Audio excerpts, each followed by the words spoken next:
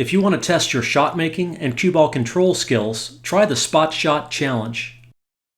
You start with the object ball on the foot spot and take ball in hand in the kitchen. Pocket the object ball and bring the cue ball back into the kitchen to continue the drill, always respotting the object ball on the foot spot and shooting from where the cue ball sits after each shot.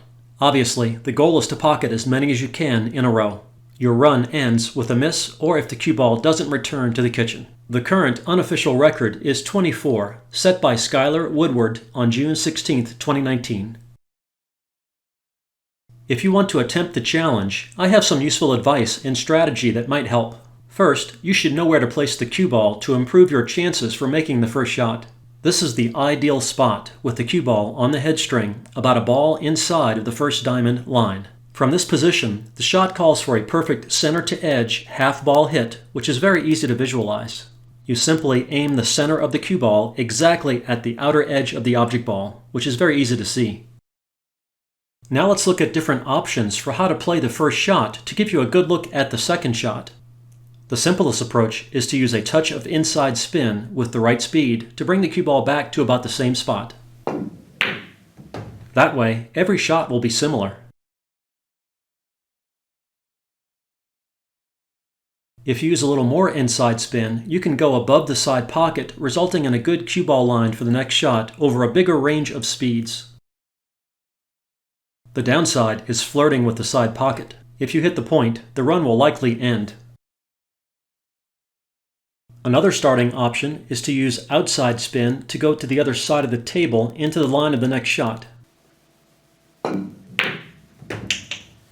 You are allowed to shoot the spot shot to either corner, and you can switch corners during the run. Coming into the line of the next shot gives you a good margin for error with shot speed, but using more side spin makes the shot more difficult. Another option is to go 3 rails to the opposite side, which allows for a firmer stroke. The end cushion also helps kill the cue ball, giving a wider margin for error with shot speed. Also, with this approach, you will be less likely to come up short of the kitchen, although with too much speed, you can go long. The downside is that with greater cue ball travel distance and more rails, it can be difficult to be consistent. This shot calls for a touch of outside spin, although this can vary some with conditions.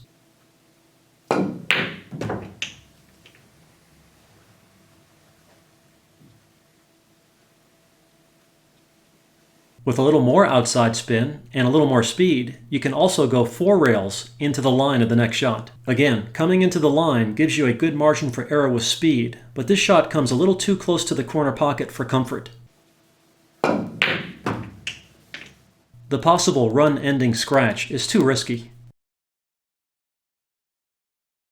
To figure out your best starting shot, you need to practice them to see which is most effective for you.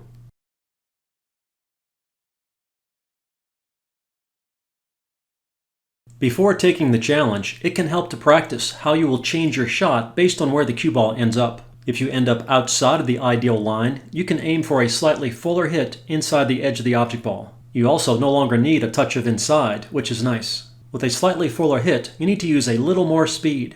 If I use the same speed as the original shot, I come up slightly short, which would end the run.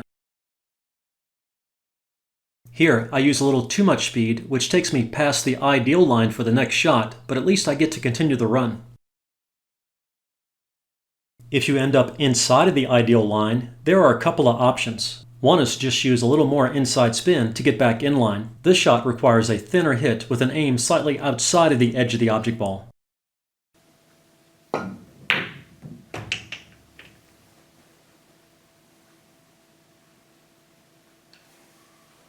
Another option from this line is to use outside spin instead to go to the other side of the table. The advantage here is you can come into the line of the next shot for a bigger margin for error with speed. But when using more spin, the shot becomes more difficult. After filming the basics, I decided to try the challenge for a couple of hours. Before showing you my best run, I want to show you a few things I learned during this process. The first thing I learned is that this challenge is tough. It is easy to get out of line and leave the cue ball in a bad place like this.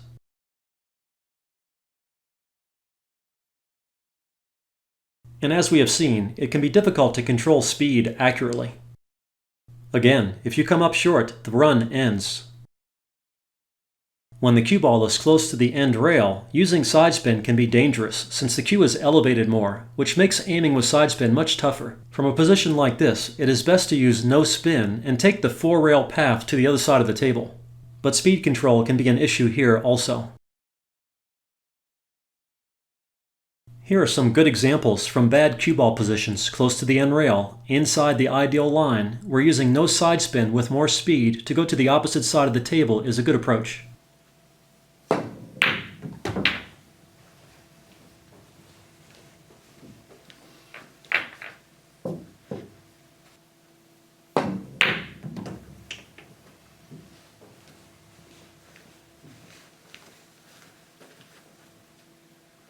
Here are some examples of good starting shots using a touch of inside along the ideal center to edge line. If you can do this every time, every shot in the challenge will be the same and you should be able to score very high. Unfortunately, this is easier said than done.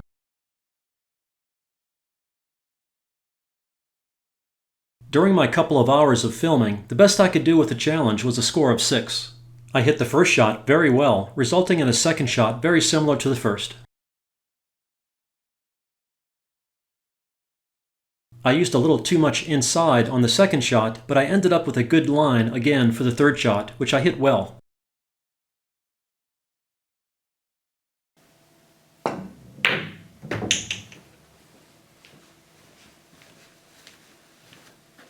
I also hit the fourth shot well. It looks like I should be able to continue this all day long, right? I make my first mistake on the fifth shot, hitting the object ball a little too thin. I still pocket the ball, because my table's large pockets are forgiving, but the added cue ball speed resulting from the thin hit sent the cue ball a little long of the target. Once you get out of line, things can become more difficult. Here, I decide to use the multiple rail shot with no side spin to go to the other side of the table. Unfortunately, I come up a little short, making the next shot even more difficult. I hit this shot with better speed, but I hit the object ball a little too full.